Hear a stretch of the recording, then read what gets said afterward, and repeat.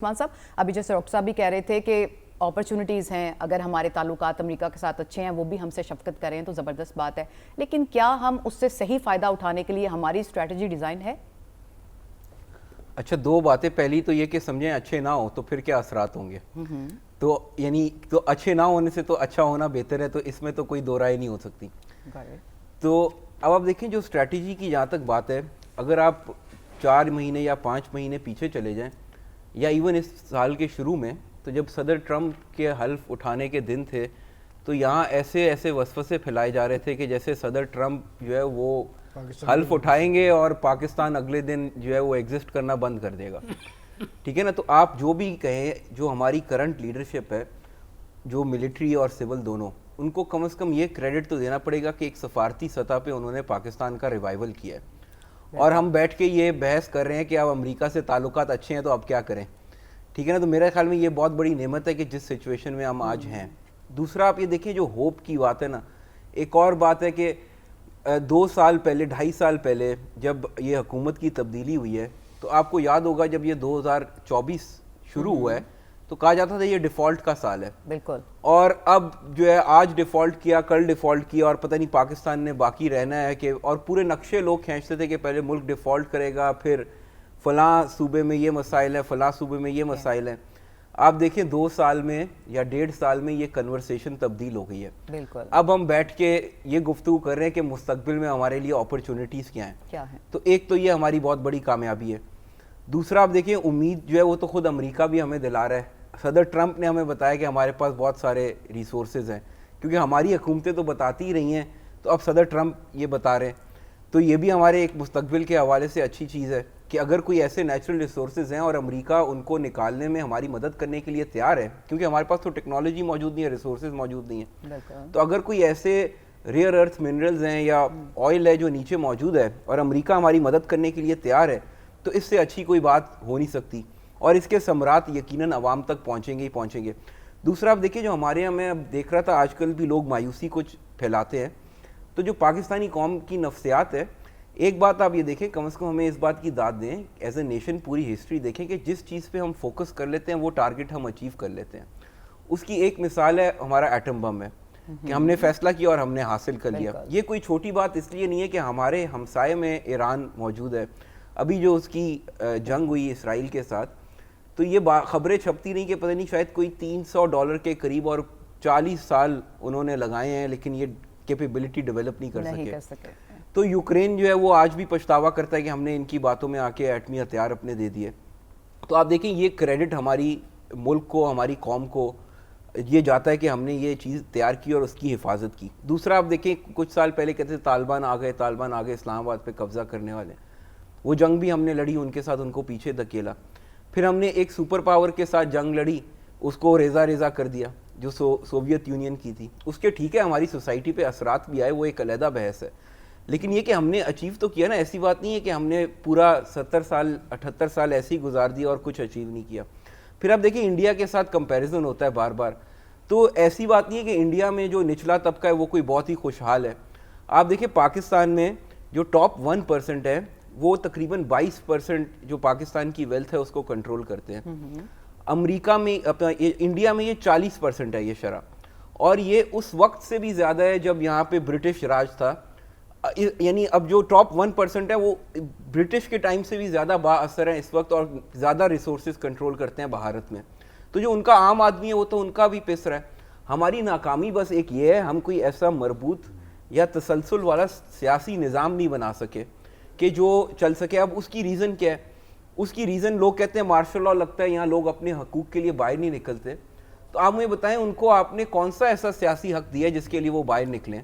یہاں تو 1500 بندے جو ہے وہ الیکٹ ہوتے ہیں اور وہ پارلیمنٹ میں بیٹھے ہوئے ہیں. آپ اوپر چین میں چلے جائیں، وہ کہتے ہیں وہاں پہ کہ کمیونزم ہے، اور یہ چائنا کے اندر 40,000 سے زیادہ لوکل کاؤنسلز ہیں.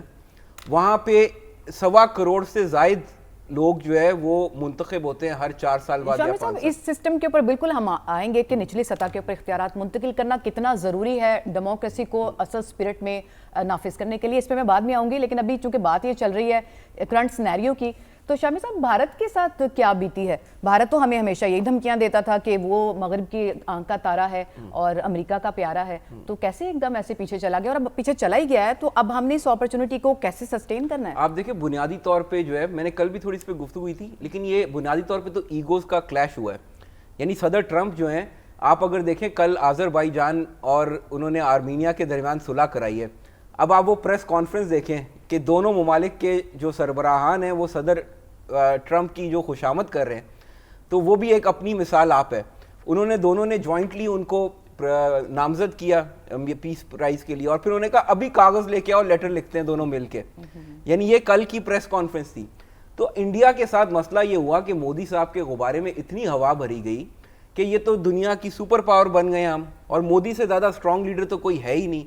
اب صدر ٹرمپ کے ساتھ ڈیل کرنے کا آسان طریقہ یہ ہے کہ آپ جو ہے وہ بہت زیادہ اپنے آپ کو بڑا نہ دکھائیں، تھوڑی سی ان کی خوشامد کریں اور اپنا کام نکالیں. دنیا کے تمام ممالک کو یہ بات سمجھ آ گئی ہے اور وہ یہی اسٹریٹجی اپنائے ہوئے ہیں.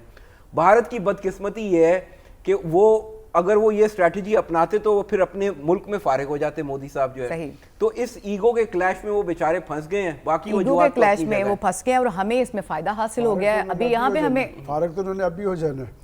یہ سلمان غنی صاحب یہ کہتے ہیں کہ انہوں نے الیکشن سے اپنے پہلے ہی فارغ ہو جانا ہے. میرا خیال ہے کہ ابھی 4 سال ہیں ان کے پاس. عثمان شامی صاحب، ایک تو یہ کہ کتنا ضروری ہے اگر ہم جمہوریت کی صحیح روح کو بحال کرنا چاہتے ہیں تو انتقال جو اقتدار کا ہے اس کو نچلی سطح پہ کتنا ضروری ہے، اور کیا مسئلہ ہے اس پرپوز جو ابھی بل ہے اس میں بھی کہ پھر سے آپ بیوروکریسی کے انڈر کیوں کرنا چاہتے ہیں؟ آپ کا کیا ٹیک ہے اس پہ؟ یہ ہم پنجاب کی بات کریں نا، بل پنجاب کی. جی. تو پہلی بات تو یہ کہ کوئی کام اگر پچھلے 2 سال میں یا 1.5 سال میں کوئی اراکین اسمبلی کے انفلوئنس سے کوئی کام اگر پنجاب میں ہوا ہے تو مجھے گنوا دیں. تو یہ کہنا کہ اراکین اسمبلی یہ چاہتے ہیں، یہ بالکل بے بنیاد بات ہے. آپ دیکھیں جب شہباز شریف صاحب یہاں پہ تھے تو وہ جب چیف منسٹر تھے، اور اب مریم نواز شریف صاحب ہیں، دونوں کا فلسفہ یہ ہے کہ یہ جو عوامی نمائندے آتے ہیں ووٹ لے کے، یہ میرٹ پہ کام نہیں کرتے اور یہ اتنے اہل نہیں ہوتے کہ ان کو کوئی انتظامی امور جو ہے وہ دیے جائیں.